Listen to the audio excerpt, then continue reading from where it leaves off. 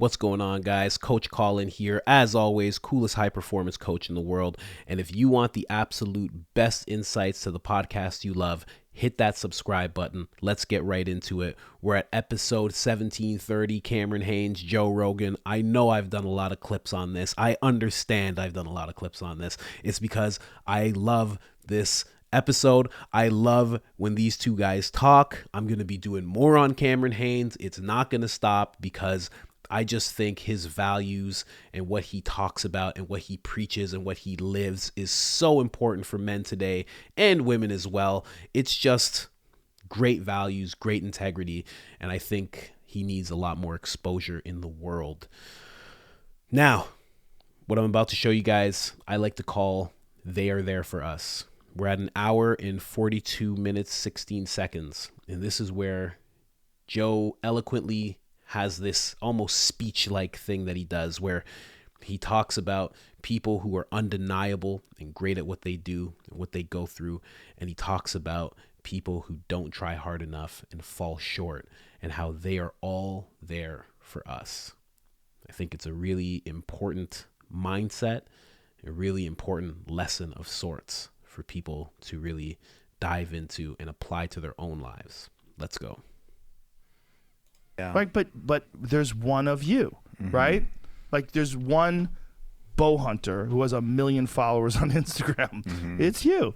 And how did you get that way? You got that way because what you're doing is truly exceptional. It's undeniable. It's undeniably unique. That's not in most people's gas tank. It's not, most people don't have the ability to push themselves to truly have a maximized life. And they're there for us too.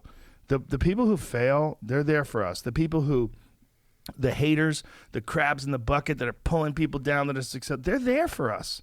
They're all lessons for us. Yeah. The people who come up short, they're lessons for us. The people who make excuses and who hate on other people and talk shit about people behind their back and then aren't to their face, they're there for us. They're lessons. Yeah. That feeling that you get when you're around someone who comes up like who like puts in less effort than they should, who makes excuses, and you feel that when you feel someone, maybe they lie about something, about the way it went, like not good feeling. No. Not a good feeling.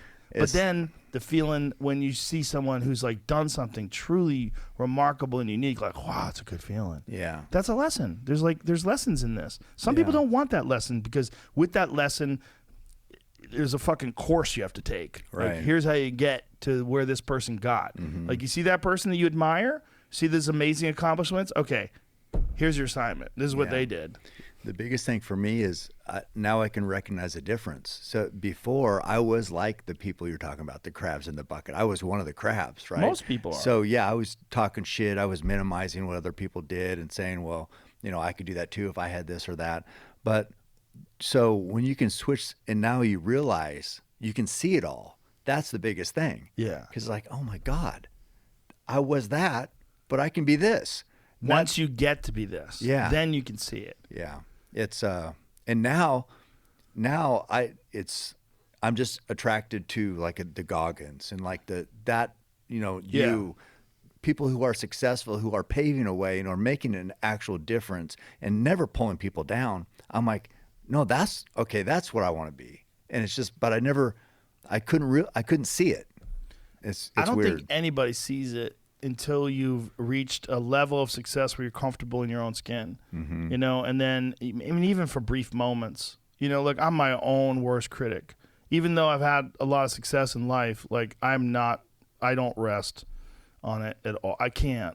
I got to keep going. Like I know what it's like to fail. I fucking hate that feeling. So I'm always trying to improve.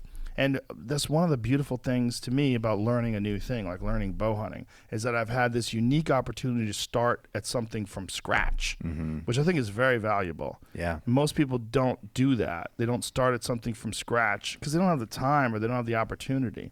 Like especially a really difficult thing, like learning a martial art. Like I admire people that are like 40 years old or a white belt, you know, like, wow, look at you. You're in there going after it. Good luck. All right. And same thing. I see people who they call it adult onset hunting, like trying to learn hunting at, you know, in your 40s, like what you did. It's like, Yeah. oh my God. Yeah, it's so hard. hard. It's hard, but it's also so valuable, dude. I mean, the feeling that you get, the nutrition that you get. You know, I mean, I got a fucking freezer full of amazing meat, and I let it run a little longer, but man, that's it's so true. They're there for us, those people, and it's like you might be one of those people, like Cameron Haynes said. And the only place I disagree with Joe is where he was like, Cameron Haynes is like, I saw that I'm this and I could be that. And Joe's like, only once you become that great thing. And that's not true. That's just not true. You can choose right now to see people who are talking shit, who are leaving negative comments, who are pulling other people down, who are always being negative. And you can see people who are doing tremendous things. You can see David Goggins, Cameron Haynes, Joe Rogan, Jordan Peterson. You can see all these guys doing these amazing things, walking in utmost integrity. And you can choose right now. Right now you can choose. And just say, I see what this is, and I see what this is, and I want to move more towards that. And like Joe said, there's lessons. You can look at these people and see that there's a whole course of what they did to become that type of person. But all you got to do is trudge through that course. All you have to do is just day after day stumble through that course. You don't have to run 100 miles to be like David Goggins. You can just look at his core values. He values health. He values hard work. He likes to callous his mind. He keeps his mind very strong. You can look at Cameron Haynes and see that he values family, but he also values making no excuses, and he values getting tremendously good at one thing. You can look at Joe Rogan and see those same type of traits: integrity, honesty, openness. Like, you can see what the core values are and just start walking in those. Look up the words if you need to. I remember for years I had on my wall when I was living in my mom's basement, which I was 30 living in my mom's basement. It was hard, but whatever. Like, I had the word integrity. Like, I just printed it out, like what integrity means. I saw it every day. And I would have other things written, other quotes from great men, and just Muhammad Ali quotes and MLK quotes and even Conor McGregor quotes, and like all these quotes from these great guys who like value hard work and making a change in the world. And I would see it every day, and I would just try and walk in that, emulate them to, the extent that you can. Don't run 100 miles and kill yourself or anything, but like maybe run 100 miles. I don't know what you're capable of. I don't know what you want to be capable of, but you can easily see the two paths and pick one.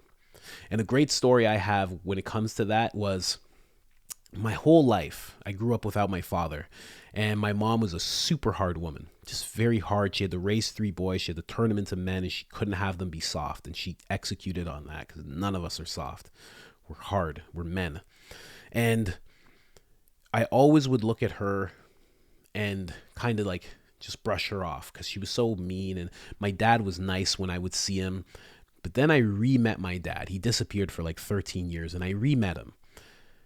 And he was an alcoholic, and he smoked quite a bit, and he lived in this apartment that, I'm sure he did the best he could. Like, I don't want to speak down on him, especially because he's passed, rest in peace. But I was able to look at his life, and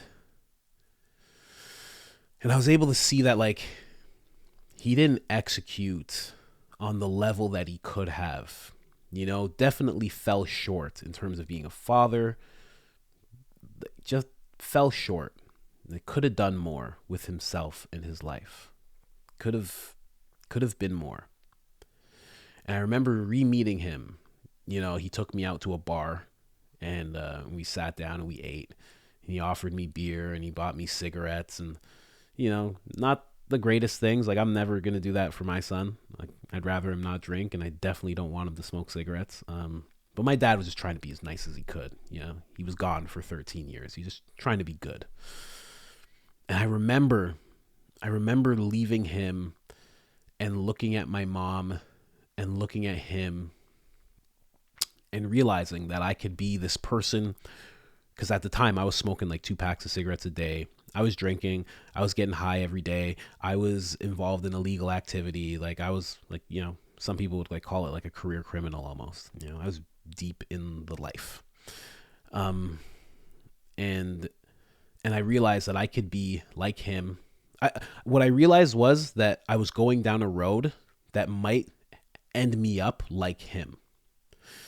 Being too addicted to really pursue hopes, dreams, and accomplish goals. Being somebody who's, just fallen short in a lot of aspects. Being somebody who's not involved in their kids' lives the way that they should be as a man, as a father. And then I looked at my mom, right? And it took his darkness for me to see her light.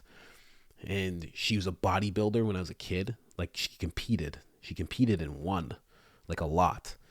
She was a bodybuilder. She decided when some people would say it was too late, she decided she's going to start a business. I remember she got fired at like 55, 54 years old and said, I'm never going back to work. I'm going to start a business, and did it. Like started a cleaning company and like was successful, like made it so it paid all of her bills and then some, and just accomplished bodybuilder, business owner, very charming person, very charismatic person. Any girl that I would bring home would always be like, have the utmost respect for my mom because of like they could see how hard she has worked and what kind of men she's raised and involved in her kids' lives to the extent of like, wasn't the most talkative person or anything, but like raised us. You can't be more involved than like raising your kids into men. And I saw the two of them and I was like, I can be like this, like my dad, or I can be like her. And also getting up at 4 a.m. every morning, my mom, getting up at 4 a.m., working out until like 5:30, 6, coming home, getting dressed, going to work and work until like 8 p.m., coming home, going to sleep and doing it again year after year after year after year. And I realized I could be like that. Like I could be like this entrepreneur, this go-getter, this accomplished person, or I could be like my dad was. And I didn't have to become accomplished in everything in order for me to become like her. I just saw it. I knew there was a course there, and I knew there was lessons I'd have to learn. And I knew there was a walk that I'd have to walk, and it would be hard. But I also saw where I could end up if I don't take that walk and I don't take those steps. And I just made a decision. And for you, that's all it takes. Just make a decision. You know what upstanding, amazing, hardworking people look like. You can Google it. You can find the examples. You know what it looks like when people aren't executing and they're falling short and they're negative. You know what it looks like. Just make a decision of which one you're going to be. Make a decision of which road you are going to walk. And walk that road. And you know which one that you should be walking. Don't convince yourself that you are on one road when you're really being negative and all those things that Joe mentioned. Don't convince yourself that you're on the Cameron Haynes road when you're being a piece of shit in life. Don't do that. Don't do that to yourself. See things as they are and pick what you're going to do and do it. But you know which one you should do. You know which road you should walk down. All right, guys, I think that's the last video for the day. Just a great podcast, as always. 17:30. There's a link in the description, and I'm out. Peace.